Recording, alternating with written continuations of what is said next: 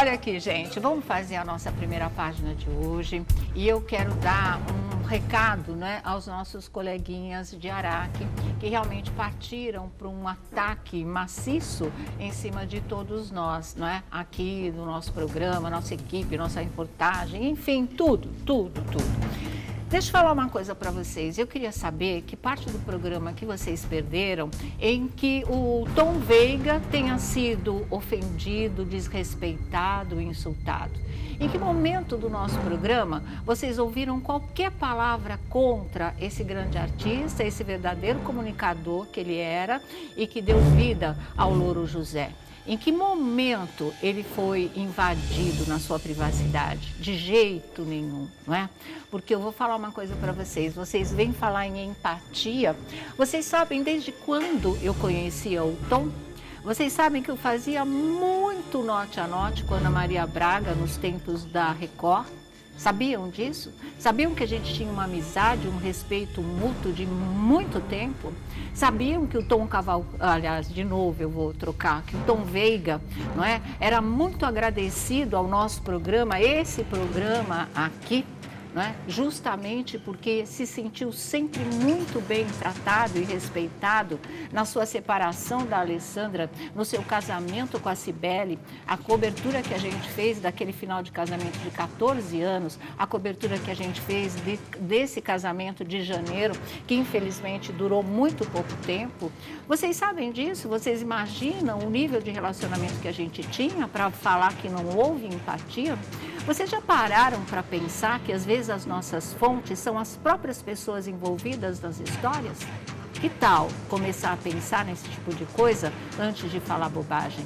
Qual foi o desrespeito e ontem mostrar para vocês o lado angustiado do homem que tinha uma decisão profissional muito difícil a ser tomada, que não queria mais nada disso, que não queria ser o personagem mais, que não queria mais a vida de um programa diário, que queria ir embora do Brasil, viver nos Estados Unidos ao lado da família ou mudar para Portugal. Ele estava cansado, ele deixou isso muito claro. Onde é que a coisa estava pegando? Pegando porque ele não queria deixar na mão a maior e melhor amiga dele, que era Ana Maria Braga, no momento em que ela estava precisando dele demais, no momento em que o Mais Você ainda continua correndo risco, porque a gente nunca sabe, porque conseguir essa vitória de voltar para o ar com seu próprio programa, vocês sabem o que custaram e a luta que foi.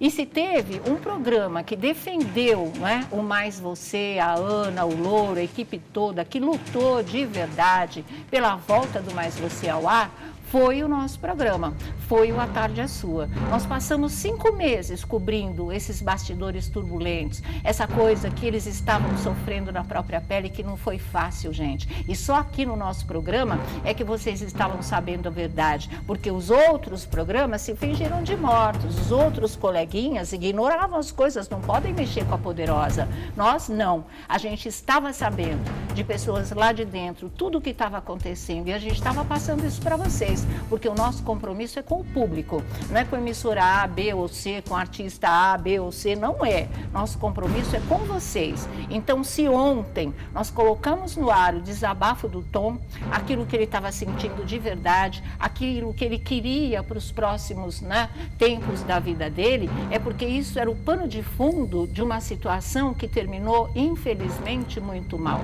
Porque a pergunta do dia era, por quê? Por que isso aconteceu? Mas ele estava tão bem, mas ele estava voltando para o ar, mas ele isso, ele aquilo, e ficou um ponto de interrogação imenso na cabeça das pessoas, não é? E a gente tinha pelo menos metade dessa resposta. Achei que era um momento, sim, e todos nós aqui achamos, de mostrar para vocês o lado humano, a parte difícil, se da vida dele. E nós temos mais revelações bombásticas hoje, vocês gostem ou não, é o nosso trabalho. Ninguém vai dizer para a gente como é que a gente vai trabalhar ou deixar de trabalhar, mesmo porque esses falsos críticos não têm os pés no chão e não sabem das coisas que a gente sabe. Se nós quiséssemos dizer aqui tudo aquilo que a gente sabe dessa história de saída do ar do Mais Você, de volta para o ar, da ida para o encontro, a gente teria dito isso aqui. Mas é claro que não. É claro que a gente não ia fazer esse tipo de coisa, mas acesso nós tínhamos. Alessandro Lobianco, que agora está sendo detonadíssimo, que o diga, porque ele trabalha com fontes sérias. Ele está lá onde a coisa acontece. A gente não leva nada daqui para o ar sem ter absoluta certeza de que é aquilo e que vai poder ser provado sim, porque a gente tem como.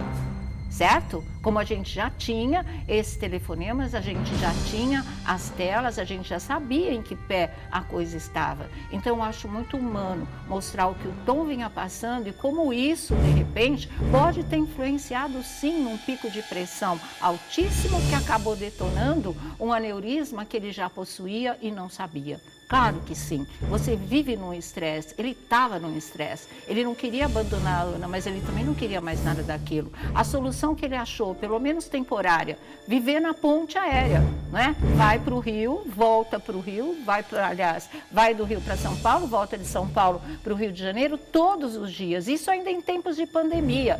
Aí ele viu que na prática ele não estava conseguindo segurar essa onda. Ele viria ontem e faria aqui de São Paulo com ela, viria, mas ele mesmo não sabia até quando ele ia aguentar isso. Na verdade, ele não queria mais. É o pecado revelar isso? É um desrespeito? É uma crueldade? Olha, onde já se viu?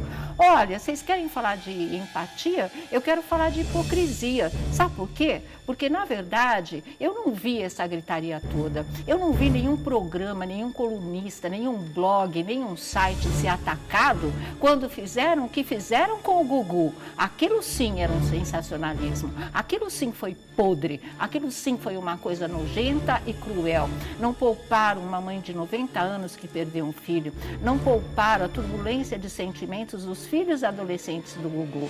Não pouparam a Rose, a mãe dos filhos dele, que foi tratada como uma chocadeira. Não pouparam nada nem ninguém. Começaram a discutir a sexualidade do Gugu em cima da sepultura dele. Eu não vi ninguém se levantar contra esse tipo de coisa. Agora, pergunta, qual foi o programa que respeitou? Qual foi o programa que nesse ano inteiro de ausência e de perda do Gugu não falou uma palavra a esse respeito dessa coisa suja de se querer desconstruir um mito da comunicação brasileira, um ícone, um dos maiores comunicadores que a gente já teve? Vocês se levantaram contra? Eu não me lembro, eu não sei disso, eu não vi em lugar nenhum, eu senti falta que isso acontecesse, porque eu jamais entraria numa coisa como essas, mas vocês fizeram isso, vocês mesmos que estão atacando o nosso programa, dizendo que ontem nós não respeitamos, não é, o Tom Veiga, muito pelo contrário, vocês não tinham com ele e não vão ter mais, obviamente, o relacionamento que a gente tinha aqui. Tá? Assim como vocês não vão mais poder fazer com que o Gugu, né, ou a família do Gugu, deixe de sentir essa dor, que eu falo, eu ainda me emociono, eu ainda fico muito revoltada com tudo isso que aconteceu. Sabe, vocês fizeram isso, nós não fizemos isso. Isso foi sujeira, isso foi uma campanha realmente desumana e cruel. Quantos programas do gênero abriram as portas para cafajestes oportunistas que queriam tirar vantagem às custas do Gugu, da memória dele, da vida pessoal dele em relação à morte e à herança? Quantos fizeram isso? Fizeram. Ninguém levantou a voz, ninguém criticou. Então vocês podem sim ter certeza, vocês que nos acompanham, vocês que são nosso público fiel, que sabem que realmente existe uma concorrência desleal, claro que existe. Existe uma marcação cerrada com o nosso programa, pode ter a mais absoluta certeza. Isso vai mudar o nosso tipo de trabalho, mas de jeito nenhum, nosso time está aqui, está completo, time que já tentaram desmontar. Não é? Já implicaram com um, com outro, já levaram para os jornais, já vazaram até áudio de reunião de trabalho nosso. Tudo isso já fizeram, mas não é? O programa que é sensacionalista é o A Tarde é Sua. Falaram muito também que tudo por audiência, isso não se faz. Olha aqui, se a gente aqui quisesse tudo por audiência, o que não é nosso critério, buscar audiência com certeza, mas não tudo por audiência, a gente teria embarcado nessa história podre que vocês fizeram com o Gugu. Seria muito fácil, teria dado muita audiência, né? Era só derramar umas lágrimas de crocodilo aqui também, o Ibope ia lá para cima. Vê se a gente fez esse tipo de coisa. Se esse fosse o nosso único objetivo, ocasião maior do que essa, não teria surgido, porque isso foi foi uma coisa extremamente pesada. E a gente aqui sempre cortou na própria carne, sabe? Eu nunca faria com os outros, nem toda a nossa equipe, nem a nossa direção, aquilo que a gente não quer que seja feito com todos nós, porque eu sofri na própria carne na época da morte do meu primo do Chorão. Eu sei o que era estar em casa, desesperada, recebendo a notícia, e emissoras já dentro do apartamento dele, onde teve aquela noite de fúria que terminou em tragédia, não é? Mostrando tudo aquilo quebrado e que nem a minha tia, a mãe dele, tinha visto ainda e não tinha nem ideia. Isso nós passamos. Ninguém falou absolutamente nada. Ninguém disse que essas imagens trágicas em cima de uma morte que tinha praticamente acabado de ser descoberta, tinha sido uma coisa cruel ou desrespeitosa. Ninguém.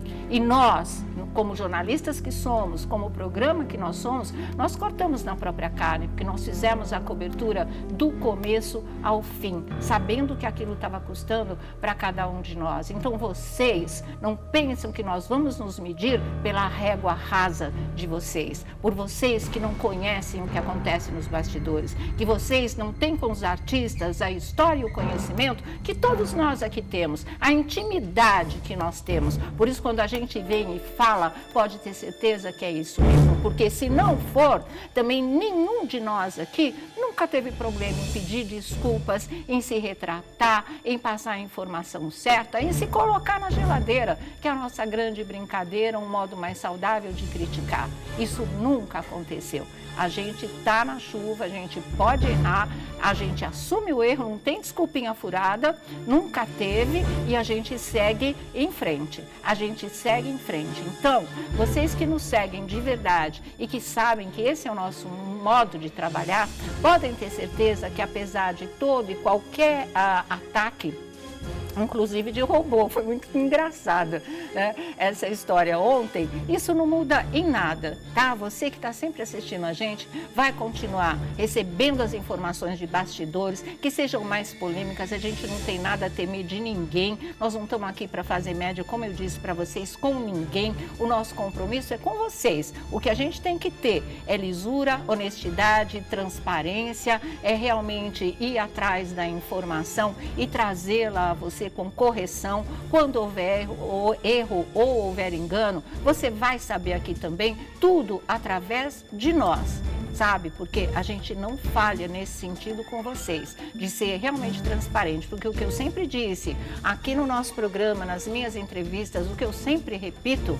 é que o olho da câmera é o olho do telespectador. Quando a gente está olhando para a câmera, a gente está olhando para você, que está nos recebendo na sua casa, que está nos assistindo aí na sua sala, no seu quarto, no seu trabalho, onde quer que você esteja, a gente está olhando para você. E se a gente tem uma câmera e um microfone na mão, que são as armas do bem, a gente tem que saber usar. E é isso que nós temos feito, senão nós não estaríamos só com esse programa aqui há 14 anos no ar. Então não são essas fofoquinhas, não são essas calúnias, não são essas maneiras distorcidas de ver as coisas e de querer que o público passe até essa imagem do nosso programa, ou de mim, ou dos meus colegas, que vai fazer com que a gente mude o nosso rumo. Quem quer ficar, fica. E todo mundo tem ficado, gente. Olha que um programa há 14 anos no ar, um programa diário, quantos já passaram por aqui? Quantos já aprontaram o que aprontaram com a gente, sempre tentando dar puxada de tapete, sempre tentando desmontar esquema? Eles já foram. Meu pai sempre dizia, as caravanas passam, e elas passam de verdade. Então, hoje eu vi uma coisa muito bonita que eu acho importante até colocar aqui para vocês, que é o seguinte. Estava no Instagram, inclusive, que chama Despertar o Divino. Eu achei muito bonita essa história, eu falei, puxa vida, é assim, aquelas deusdências, né? Uns recados que Deus manda pra gente de umas formas meio tortas, mas que não são. Que era um texto que dizia, os lençóis do vizinho. Então era assim, era uma mulher que todo dia no café da manhã olhava para frente, para o apartamento de frente, para sua vizinha, olhava para os lençóis que ela tinha acabado de estender e dizia, dizia para o marido no café da manhã: olha, essa vizinha não sabe lavar lençol, ela só pendura lençóis sujos. No outro dia, a vizinha lá pendurava os lençóis, a mesma mulher olhava e dizia: nossa, mas será que ela quer que eu vá ensinar ela a lavar os lençóis? Será que é isso? E o marido ouvindo. Num outro dia, ela olhou de novo para o terraço da vizinha, para o quintal da vizinha, e falou: nossa, os lençóis estão brancos. Será que finalmente ela aprendeu a lavar os lençóis? E o marido dela respondeu: não, fui eu que acordei mais cedo e lavei a nossa vidraça, e limpei a nossa vidraça. Ou seja, não é? Tudo que vocês estão vendo negativo aqui no nosso programa, ou tentando sujar a nossa vidraça, está aí impregnado na vidraça de vocês. Então, por favor, antes de falar do nosso programa, lavem as suas vidraças, tá certo? É só isso que eu tenho para dizer.